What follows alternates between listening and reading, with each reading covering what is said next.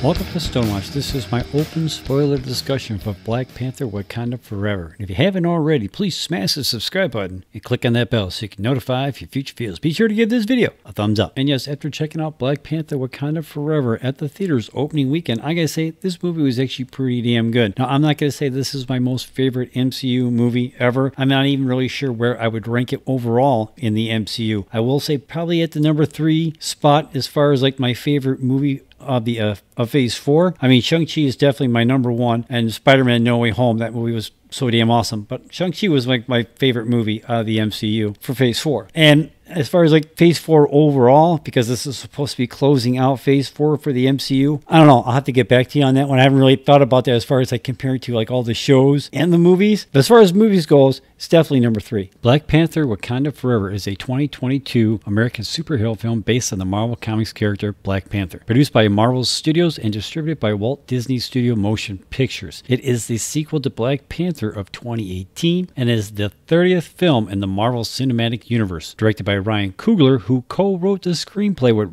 Joe Robert Cole. In the film, the leaders of Wakanda fight to protect their nation in the wake of King T'Challa's death. Ideas for the sequel began after the release of Black Panther in February of 2018. Coogler negotiated to return as the director in the following months. Marvel Studios officially confirmed the sequel's development in mid-2019. Plans for the film changed in August of 2020 when Black Panther star Chadwick Boseman died from colon cancer, with Marvel choosing not to recast his role of T'Challa. Other cast members from the first film were confirmed to return that November. The title was announced in May 2021. Production initially took place from late June to early November 2021 in Atlanta and Brunswick, Georgia, as well as around in Massachusetts before a hiatus to allow Wright to recover from an injury sustained during filming. Production resumed by mid-January 2022 and wrapped in late March in Puerto Rico. Black Panther Wakanda Forever premiered at the El Capitan Theater and the Dolby Theater in Hollywood, California, October 26th of 2022, and was released in the United States on November 11th of 2022, and is the final film of Phase 4 for the MCU. The film received positive reviews from the critics with praise towards Coogler's direction,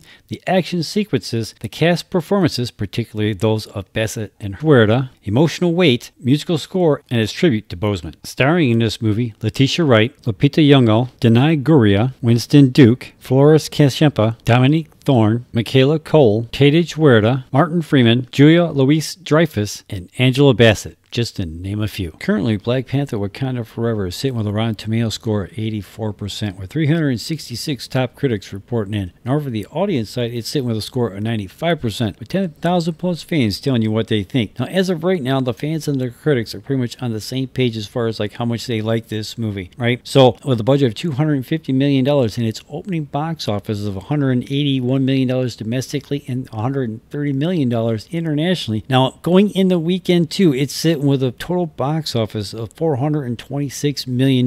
We'll have to wait and see what the drop-off is in weekend 2 here to see if this thing's actually got any legs. Now, it did have a huge opening weekend, so even if it drops off like around 50-60%, that's not really all that bad. It still makes a lot more in its second weekend than what Black Adam did its opening weekend, right? So we have to wait and see how that goes. But this movie is a juggernaut. It's making some money. It's doing actually pretty damn good. Now, again, I thought this movie overall was pretty damn good as far as like in Phase 4 goes. Now, I do have to wonder, when they initially announced Phase 4 at Comic-Con in 2019, the way the movies and the TV shows that were supposed to come out for Phase 4 in their released order got all messed up with the whole COVID thing. So I kind of wonder, and I've been saying this for quite a while, if things would have actually been released in the initial planning that they had when they announced this stuff in 2019, would it have landed differently? Because there's a bunch of people out there saying, oh man, Phase 4 is not all that good. It's just like they kind of lost step. But I kind of wonder how much, if it would have hit differently, if things would have actually came out in the order it was originally introduced, right? Because then like the whole, maybe it would have made more sense. I mean, nobody seems to be talking about that, right? I mean, because like the initial schedule that they had for Phase 4 is not what we got. It got all messed up with COVID. So I don't know if that really means anything. I've been liking Phase 4. I'm not saying it's like my most favorite one of all 4 phases that we've got for the MCU, but I'm not saying, oh my god, this thing like totally sucks. I pretty much enjoyed everything that we've got. I did like some stuff more so than others, but for the most part, I liked Phase 4. I am looking forward to Phase 5 and everything else that they got coming up now, but overall, I pretty much still enjoy the MCU just as much as I always have. Now, without getting into heavy spoilers right off the bat, I gotta say, I thought the story for this movie was pretty damn good. I liked how they tied Chadwick Boseman's death into the movie without really going into major details, but at the same time, it kind of felt kind of weird a little bit when they did that, because at the beginning of the movie, he's dying, and Shuri's trying to come up with something to help him and all this other stuff, but at the same time, they never really said what he was dying of, which maybe it's not really all that important in the story. Maybe they didn't want to hit too close to home on what actually happened, but it was kind of cool how they tied it into the story of the film. And I thought it was kind of interesting how they introduced Namor and they went into his backstory, explaining how he came to be. I thought that was kind of interesting, but at the same time, it's kind of weird how we've got the Talocan and we've got Wakanda, how they were actually able to hide their existence from everybody else. Now, the one that kind of makes the most sense to me to be able to do that, besides like the technology that Wakanda has, is that like Talocan was like deep down underwater, and like we actually know more about outer space than we do know about what's at the bottom of the oceans of our own planet, which is kind of interesting, but that's a topic for a whole nother video. However, I liked how they did introduce his character into the MCU in this movie. I thought Ironheart's involvement in this movie was actually kind of cool. I'm not saying I'm like totally excited for her show that's going to be on Disney Plus here shortly next year, but I guess, I mean, maybe I'm looking a little bit more forward to her series than I am Echo.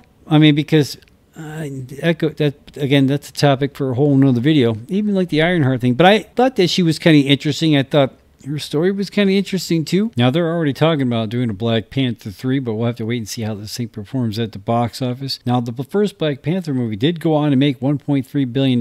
I don't know whether or not this movie is going to have that kind of legs. We'll have to wait and see how this thing goes. But however, again, I did like this movie. I did enjoy myself quite a bit. I didn't sit there and say, oh man, why did they do that? I mean, other than that, they tried to continue on with the story without their main character and their main actor at the same time. I mean, that had to make some kind of impact. I mean, I liked how they did it, and the action sequences were pretty damn good. I mean, is Shuri going to be a good Black Panther? I don't know. I mean, I was entertained. It seems kind of cool, and it seems that M'Baku is going to actually take the place as king. Does that mean that he could possibly become the Black Panther in the third movie? Because I always thought that was like intertwined. If you were the king, you were the Black Panther too. Am I wrong about that? Let me know in the comments down below. So like I said, overall, I did like this movie. I think it could have been like 15-20 minutes shorter. There is a credit scene, even though it's just a credit scene that pretty much just focused on just this movie. It doesn't really do anything as far as like the MCU further on down the road, which was kind of cool, I guess, but at the same time, it was kind of like a bummer. I don't know, man, this movie was okay. I'm not saying that it's my most favorite MCU, but it's not the worst thing I've ever seen either,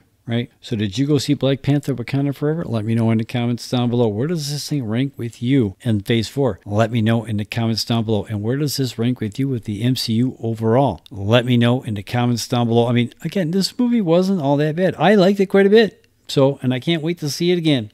So let me know what you think in the comments down below.